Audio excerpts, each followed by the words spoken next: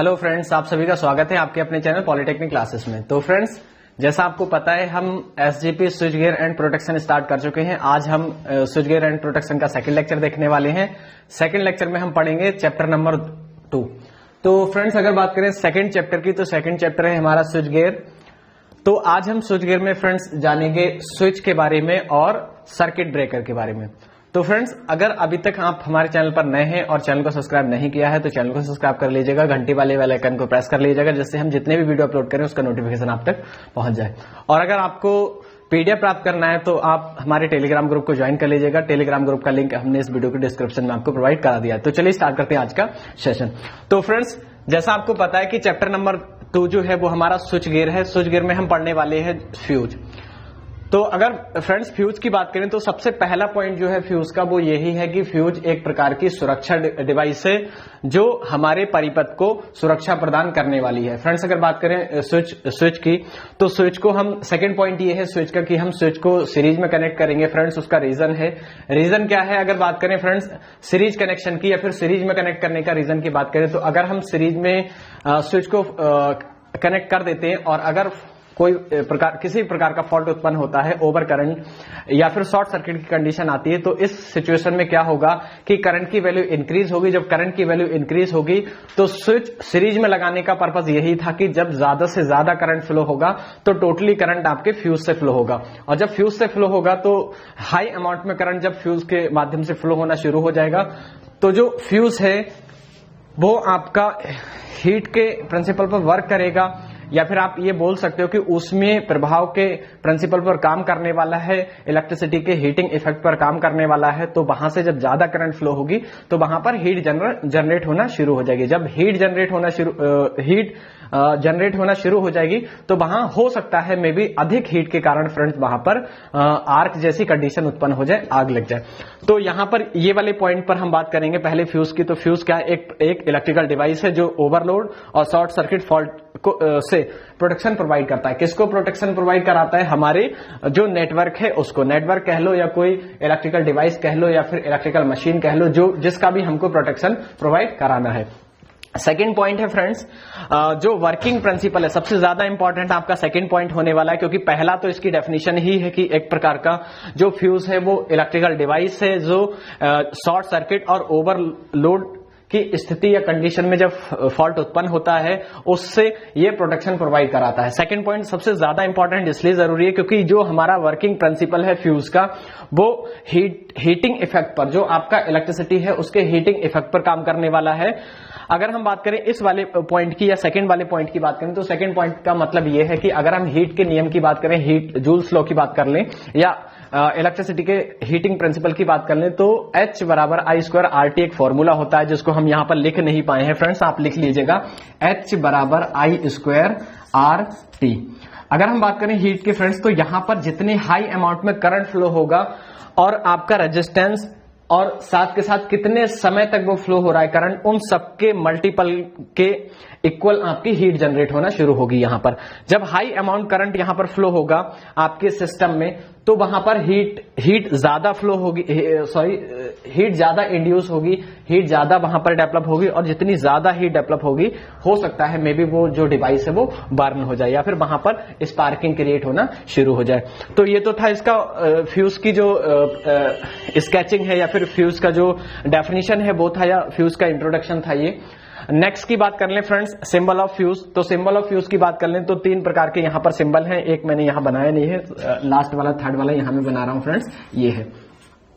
अगर सिंबल की बात करें तो पहला सिंबल ये है रिवायरेबल फ्यूज है, ये हमारा HRC फ्यूज हो गया, ये हमारा किटकैट फ्यूज हो गया। फ्रेंड्स, अगर बात करें पहले वाले की, यहां रिवायरेबल का मतलब ये है कि कभी भी आपने देखा होगा जो वायर होता है, अगर फॉल्टी कंडीशन वहां पर उत्पन्न हो रही है या फिर फॉल्टी कंडीशन वहां क्रिएट हो रही है, तो फॉल्टी कंडीशन में जो फ्यूज है, फ्यूज का एलिमेंट है वो बर्न हो जाता है, फ्यूज वायर जल जाता है। उसके बाद हम क्या करते हैं, उस फ्यूज वायर को निकाल कर फेंक देते हैं और दूसरे फ्यूज वायर को वहां पर प्लेस कर देते हैं। इस प्रकार के जो फ्यूज है उसको हम कहेंगे रिवायरेबल फ्यूज।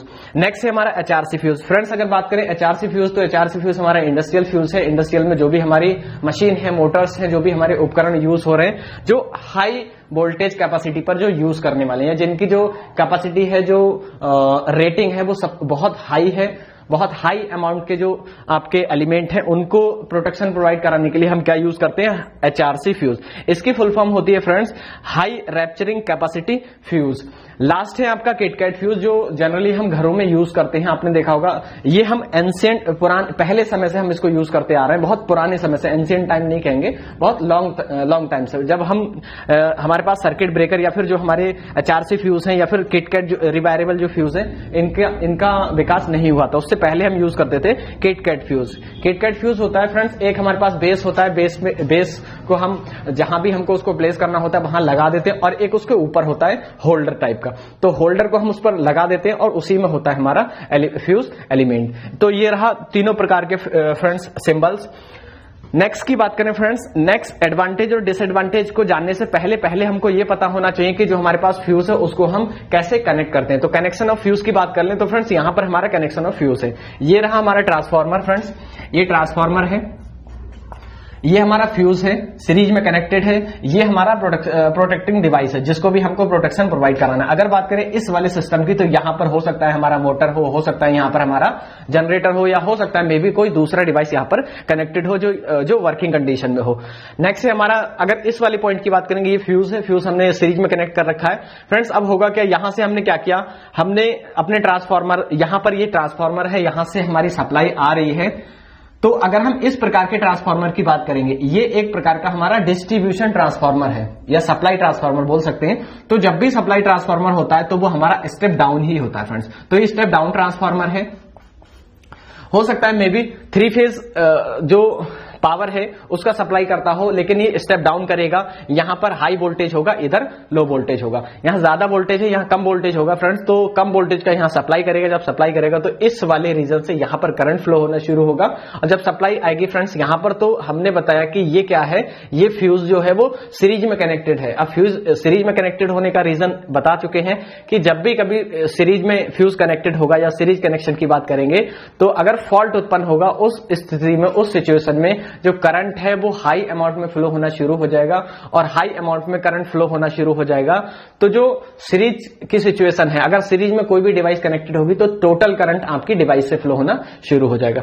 तो जब हाई अमाउंट का करंट आपका इस फ्यूज एलिमेंट से फ्लो होना शुरू हो जाएगा तो यहां पर अकॉर्डिंग टू जूल्स लॉ के अनुसार यहां पर आपकी हीट जनरेट होना शुरू हो जाएगी, और इसी नियम को हम बोलेंगे हीटिंग इफेक्ट ऑफ इलेक्ट्रिसिटी। तो इलेक्ट्रिसिटी का जो या फिर इलेक्ट्रिकल हीटिंग इफेक्ट है उसकी बात कर लें तो यहां पर आपका ऊष्मीय प्रभाव काम करने वाला है, और जब यहां पर ऊष्मीय प्रभाव काम करेगा H बराबर I² RT के कारण यहां पर आपकी हीट जनरेट होगी, और हीट जब जनरेट होगी तो ये वाला फ्यूज जो एलिमेंट है वो मेल्ट हो जाएगा, और जब मेल्ट होगा तो जो भी हमारी यहां पर डिवाइस कनेक्टेड है वो सेफली बच जाएगी। पहले वर्किंग प्रिंसिपल तो ये है हमारे फ्यूज की। दूसरे तरह से हम इसको ऐसे बता सकते हैं कि किसी भी फ्यूज की बात कर लें फ्रेंड्स तो दो उसमें कंडीशन होगी, दो स्थिति होंगी। पहली तो नॉर्मल कंडीशन होगी, दूसरी हमारी एबनॉर्मल कंडीशन होगी। अगर नॉर्मल कंडीशन की बात करेंगे तो नॉर्मल कंडीशन का मतलब यह है कि ठीक तरह से हमारा जो फ्यूज है वो वर्किंग कंडीशन में है, जो हमारी डिवाइस है वो सही तरह से यहां पर कनेक्टेड है, काम कर रही है। मान लीजिए यहां पर हमारी कोई डिवाइसेस कनेक्टेड है तो पहले हम यहां पर कंडीशन अप्लाई करेंगे कि उस समय वहां पर किसी प्रकार का फॉल्ट उत्पन्न नहीं हुआ है। जब फॉल्ट उत्पन्न नहीं होगा तो जो हमारी वर्किंग यहां पर मोटर है या फिर लोड है वो ठीक तरह से यहां वर्क करेगा, और जब सही तरह से वर्क करेगा तो इस वाली कंडीशन को हम पहली पॉइंट या फिर इस पूरी सिचुएशन को हम कहेंगे नॉर्मल कंडीशन। नॉर्मल कंडीशन का मतलब होता है जो हमारा डिवाइस है वो सही तरह से ठीक ठाक कंडीशन में वो काम कर रहा है, किसी भी प्रकार का वहां पर फॉल्ट उत्पन्न नहीं हुआ है। अब सेकंड कंडीशन कब उत्पन्न होगी, जब एबनॉर्मल कंडीशन जिसको हम बोलेंगे। सेकंड कंडीशन है एबनॉर्मल कंडीशन। नॉर्मल कंडीशन का मतलब किसी प्रकार का फॉल्ट उत्पन्न नहीं हो रहा है, हमारा वर्किंग जो डिवाइस है वो सही तरह से वर्क कर रहा है। एबनॉर्मल कंडीशन का मतलब ये है फ्रेंड्स, मान लीजिए हो सकता है मे बी यहां पर किसी भी प्रकार का यहां फॉल्ट उत्पन्न हो जाए। जनरली दो प्रकार के फॉल्ट को ही प्रोटेक्ट करेगा हमारा फ्यूज। पहला हमारा फॉल्ट है शॉर्ट सर्किट फॉल्ट, और सेकंड है हमारा ओवरलोड।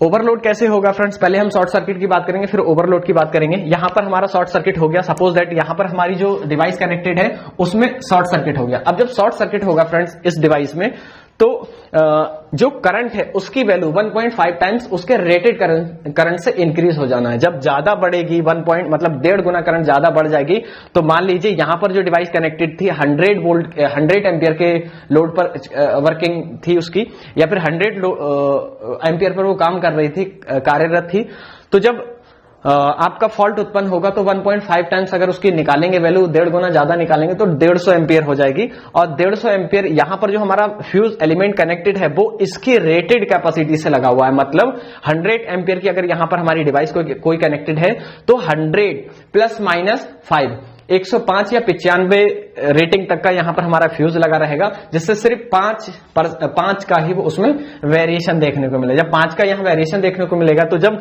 यहां ओवरलोड की शॉर्ट सर्किट की सिचुएशन हो गई, शॉर्ट सर्किट करंट उत्पन्न हुआ और जब 1.5 गुना ज्यादा करंट फ्लो होना शुरू हुआ तो जो करंट है वो टोटल यहां से पास होगा, क्योंकि हमने इसको कनेक्ट कर रखा है सीरीज में।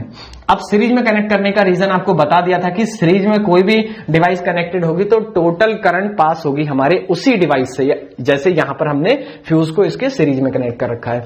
तो यहां पर जब टोटल करंट इससे पास होगी तो जो करंट सक किया जा रहा तो जो सोर्स है उससे ही करंट सक होगा, यहां से करंट आगे मूव करेगा। जब करंट यहां से आगे मूव करेगा तो जो यहां फ्यूज है, फ्यूज पर हीटिंग इफेक्ट काम करने वाला है, ऊष्मीय प्रभाव काम करेगा, हीटिंग इफेक्ट, और यही हमारा जूल्स लॉ है।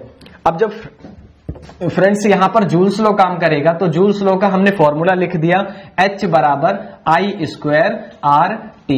अब यहां पर एक चीज याद आ गई कि ये जो था फ्रेंड्स आपका शॉर्ट सर्किट था, तो शॉर्ट सर्किट में आपने बताया 1.5 टाइम्स ज्यादा करंट हो जाएगा उसके रेटेड वैल्यू का। अब जब यहां पर ज्यादा करंट फ्लो होना शुरू होगा तो जितना ज्यादा करंट होगा उसके स्क्वायर, मतलब उसकी जो पावर है उसके मल्टीपल में आपकी हीट जनरेट होगी, और जितना ज्यादा करंट होगा उतनी ही अमाउंट में आपकी हाई यहां पर हीट जनरेट होगी। जितनी ज्यादा हीट जनरेट होगी यहां पर आर्किंग लगना शुरू हो जाएगी, यहां पर आग लगना शुरू हो जाएगी, और ये वाला जो फ्यूज है वो पूरा ही बर्न हो जाएगा, मेल्ट हो जाएगा। इस प्रकार यहां वाला जो हमारा डिवाइस है वो बच जाएगा।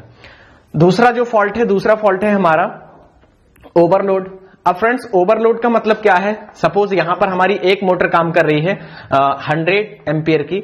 अब ओवरलोड का मतलब यह है कि 100 एम्पियर की मोटर तो काम कर रही है, पर एक मोटर हमने और कनेक्ट कर दी। हो सकता है मे बी 100 एम्पियर की एक मोटर और कनेक्ट कर दें, तो यहां पर लोड कितना हो जाएगा 200 एम्पियर। या हो सकता है मे बी कोई दूसरी मोटर या उससे कम वैल्यू की 150 एम्पियर की या फिर 50 एम्पियर की वहां पर कनेक्ट कर दी जाए। कहने का तात्पर्य यह है कि 100 एम्पियर जो करंट था उससे ज्यादा या उससे कुछ वैल्यू अलग की वैल्यू की जो अदर हमारी डिवाइस है, लोड है, उसको भी हमने यहीं पर प्लेस कर दिया। तो उस कारण क्या होगा, जो करंट है उसका अमाउंट बढ़ जाना है, मींस यहां पर लोड बढ़ जाएगा। और जब लोड बढ़ जाएगा तो क्या होगा, जो करंट है वो यहीं से, ये जो डिवाइस है जो लोड है वो सक करेगा, मींस यहां से सप्लाई ये आएगा। तो जब सप्लाई की करंट की वैल्यू इंक्रीज हो गई, अगेन वही प्रोसेस यहां अप्लाई होगा कि जब करंट की वैल्यू हाई अमाउंट में फ्लो होना शुरू हो गई तो यहां अगेन वही प्रिंसिपल अप्लाई होगा, हीट लॉ यहां पर काम करेगा, जो हीटिंग इफेक्ट है वो काम करने वाला है। करंट की वैल्यू बढ़ेगी, हीट यहां पर जनरेट अधिक होगी, जितनी ज्यादा हीट जनरेट होगी उतनी ज्यादा यहां पर आर्किंग लगना शुरू हो जाएगी। और जब आर्किंग लगेगी तो ये वाला जो फ्यूज है वो मेल्ट हो जाएगा, और जब मेल्ट होगा तो हमारी जो डिवाइस है वो हेल्थी पार्ट से सेफ, जो फॉल्टी पार्ट है वो अलग हो जाएगा। मतलब हेल्थी पार्ट हमारा इधर वाला है और ये हमारा फॉल्टी पार्ट है, क्योंकि यहां पर फॉल्ट उत्पन्न हो चुका है। तो ये तो था working principle of fuse. Next की बात कर लें फ्रेंड्स, नेक्स्ट अगर टाइप की बात कर लें तो टाइप से हमारा टाइप्स ऑफ फ्यूज। अगर हम टाइप्स ऑफ फ्यूज की बात कर लेंगे उसके बाद एडवांटेज और डिसएडवांटेज पर आएंगे फ्रेंड्स। टाइप्स ऑफ फ्यूज की बात कर लें तो जनरली हमने इसको दो पार्ट्स में कैटेगराइज किया है, क्लासिफाई किया है। तो पहला है हमारा एसी फ्यूज, सेकंड है हमारा डीसी फ्यूज। सिंपली इसकी जो डेफिनेशन है या फिर जो इसका कैटेगराइजेशन है उसी से आपको पता लग रहा होगा कि एसी करंट ऑब्वियसली एसी पर काम करने वाला है, डीसी करंट डीसी या डायरेक्ट करंट पर काम करने वाला है। जहां भी हमको ऐसी रिक्वायरमेंट है जहां एसी से हमारे डिवाइसेस चल रहे हैं या फिर जो अप्लायंस है, इलेक्ट्रिकल अप्लायंस, वो एसी पावर पर काम करने वाले हैं, तो वहां पर हम एसी जो फ्यूज है उसको यूज करेंगे। और अगर डीसी फ्यूज यूज करना है या डीसी एलिमेंट है या फिर डीसी हमारी अप्लायंस है तो उस जगह पर हम डीसी फ्यूज यूज करेंगे। अगेन नेक्स्ट की बात कर लें एसी फ्यूज को, अगेन हमने दो पार्ट्स में कैटेगराइज कर दिया। पहला है हमारा लो वोल्टेज फ्यूज, सेकंड है हमारा हाई वोल्टेज फ्यूज। अगर लो वोल्टेज फ्यूज की बात करेंगे तो लो वोल्टेज फ्यूज वो फ्यूज होंगे जिसको डोमेस्टिक यूज करेंगे या घरेलू उपकरण के लिए सुरक्षा प्रदान करने के लिए जिनको यूज किया जाएगा, या फिर हो सकता है ऑफिस वगैरह में जो छोटे छोटे वर्क होते हैं वहां पर जिनको यूज किया जाए। तो इस प्रकार के जो फ्यूज होंगे वो हमारे लो वोल्टेज फ्यूज होंगे, जिसमें हमने यहां पर लिख रखा है कि डोमेस्टिक एप्लीकेशन के लिए इनका यूज किया जाता है। नेक्स्ट है आपका high voltage fuse. High voltage fuse वो फ्यूज होंगे फ्रेंड्स जो आपके इंडस्ट्रियल हो, इंडस्ट्रियल फ्यूज भी इनको कहा जाएगा, या फिर जो इंडस्ट्रियल एप्लीकेशन के लिए जिनको यूज किया जाता है। तो इस प्रकार के फ्यूज को हम क्या कहेंगे फ्रेंड्स? इस प्रकार के फ्यूज को हम कहेंगे हाई वोल्टेज फ्यूज। अगर जनरली बात करें हम डोमेस्टिक फ्यूज की, तो डोमेस्टिक फ्यूज में जो एप्लीकेशन है इसका, या इसका एग्जाम्पल की बात कर लो तो इसका एग्जाम्पल है आपका रिवायरेबल फ्यूज या किटकैट फ्यूज। ये आपके डोमेस्टिक फ्यूज हो गए, डोमेस्टिक या फिर आपके कोई ऑफिशियल ऑफिस में आप इसको ऑफिस वर्क के लिए आप इसको यूज कर सकते हैं। नेक्स्ट है आपका हाई वोल्टेज फ्यूज। तो हाई वोल्टेज फ्यूज में आपका HRC फ्यूज आएगा, जो हम नेक्स्ट आपके पार्ट में इसको पढ़ाने वाले हैं। अब नेक्स्ट हम बात करेंगे फ्रेंड्स इसके एडवांटेजेस की। एडवांटेजेस क्या है इसका? अगर बात करें हम फ्यूज की, तो फ्यूज पहली बात तो सिंपल होता है, साधारण होता है, बहुत आसान इसका जो वर्किंग प्रिंसिपल है वो है। पहला तो यही आप लिखना है कि जो फ्यूज है उसका जो वर्किंग प्रिंसिपल है बहुत सिंपल है, बहुत आसान है, साधारण से उसको यूज किया जा सकता है। दूसरे में आप लिख लेना मोर इकोनॉमिकल प्रोटेक्शन, बहुत सस्ता चीप प्रोटेक्शन प्रोवाइड कराता है, क्योंकि इसमें ज्यादा पैसे ज्यादा कॉस्ट नहीं लगने वाली है, तो ये ऑब्वियसली सस्ता ही होता है। नेक्स्ट है आपका नो मेंटेनेंस रिक्वायर्ड। तो इसकी किसी प्रकार की मेंटेनेंस रिक्वायर्ड नहीं होती, क्योंकि अगर एक बार फ्यूज वायर जल गया तो आप उसको निकाल सकते हैं और दूसरा फ्यूज एलिमेंट को उसमें प्लेस किया जा सकता है और अपने फ्यूज को अगेन काम करने के लिए लगाया जा सकता है। नेक्स्ट है आपका सिंपल ऑपरेशन, बहुत साधारण सा ऑपरेशन होता है, इजी ऑपरेशन होता है, किसी प्रकार का यहां पर कॉम्प्लेक्सिटी उत्पन्न नहीं होती है। नेक्स्ट है आपका noiseless protection when fault occurs. जब फॉल्ट उत्पन्न होता है, अकर्स होता है, तो उस सिचुएशन में जो आपकी फॉल्ट है या फिर जो नॉइस है, किसी प्रकार की नॉइस वहां पर उत्पन्न नहीं होती है। नेक्स्ट है आपका डिसएडवांटेजेस ऑफ फ्यूज।